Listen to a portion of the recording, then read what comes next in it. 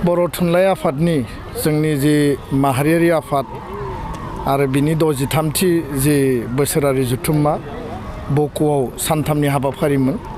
19, 20, 21 आरो दिनै बियो खोब गाजा गोमजा मेहेरगोनाङै जोबनानै थांबाय। थारैनो राव थुनलाइ बर' बिजों आरो बर' हारि थांना थानायनि थाखाय बर' थुनलाइ आफादा 1952 मायथाइनि 6 नभेम्बराव गायसनजाखांनायनि उनाव दिनै 63थि जथुम्मा खुंनाय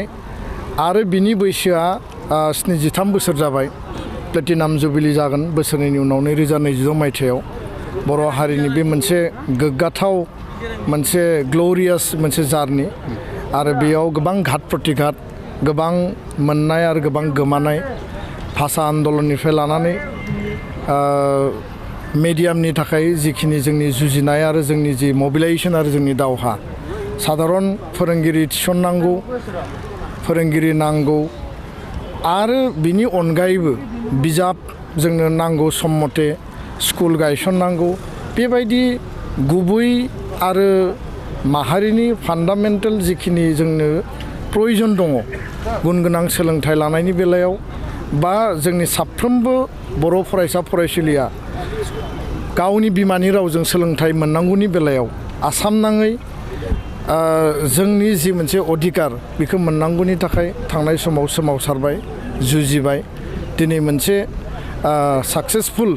बा मोनसे जाफुंसार महराव जोङो मोनफैबाय। खिन्थु जेंना जेंसिया दाबो जोबाखै दिनैबो नांगौबायदि थोजासे फोरोंगिरि गैया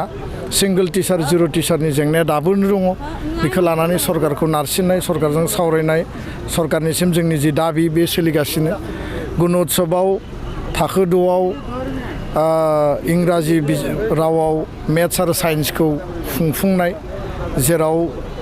6 दाननि आनजाद इउनिट टेस्ट गासैबो बर' बिजोंजोंनो जानानै दङ बे खेथ्रआवबो जोङो जुजिनो गोनां जादों आरो बिनि अनगायैबो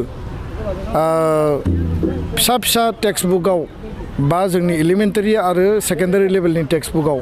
गोरोन्थि खालामनायखौ दिनैबो जोङो नोजोराव गोलैयो। दा बेखायनो मुलुगनि जिखिनि थुनलाइ बे लेभेलाव फेर फाथिनो थाखाय थुनलाइ सोरजिगिरिफ्रा दा जिखिनि थुनलाइ सोरजिदों बेनिख्रुइबो रासिन आरो बांसिन बिसोरो कठोर परिश्रम खालामनांगोन सृष्टि खालामनांगोन क्रिएसन खालामनांगोन। लोगोसेनो जोंनि जि राव 80 सिडुलाव 2003 मायथाइनि एकर्डनि गेजेरजों भारतनि रिकगनाइज स्वीकृति मोननाय राव हिसाबै थिसनजाखांनायनि उनाव 2020 मायथाइनि एकर्डनि गेजेरजों बर' रावा आसामनि लोगो सरकारि राव आसाम नाङै जि मोनसे रिकगनिसन बे मोनसे मर्यादा मोनबाय। खिन्थु बे रावखौ दिनैबो बर' मानसियानो बर' टाइटेल लिरनायानो गोबां जायगायाव रायलायनो रोङा दाबो जोङो मोजाङै बुंनो हाया आख' फाख' सोरबा एसे लाजिनाय मोनो। खिन्थु दिनै बे थासारियाव गैलिया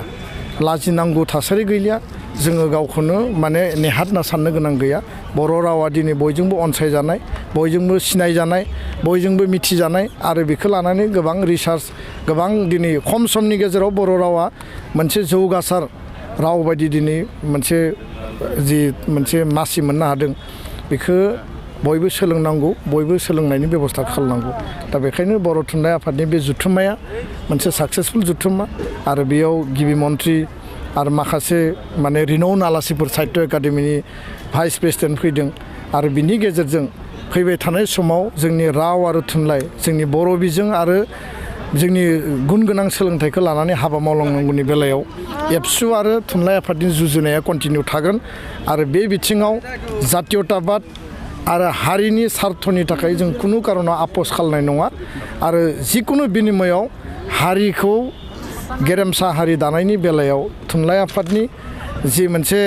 गाइडेन्सशिप पेरेन्ट लिडारशिप बिनि नेतृत्वआव दुलाराय बर' फरायसा आफादा मदद होनानै हाबा मावलांगोन।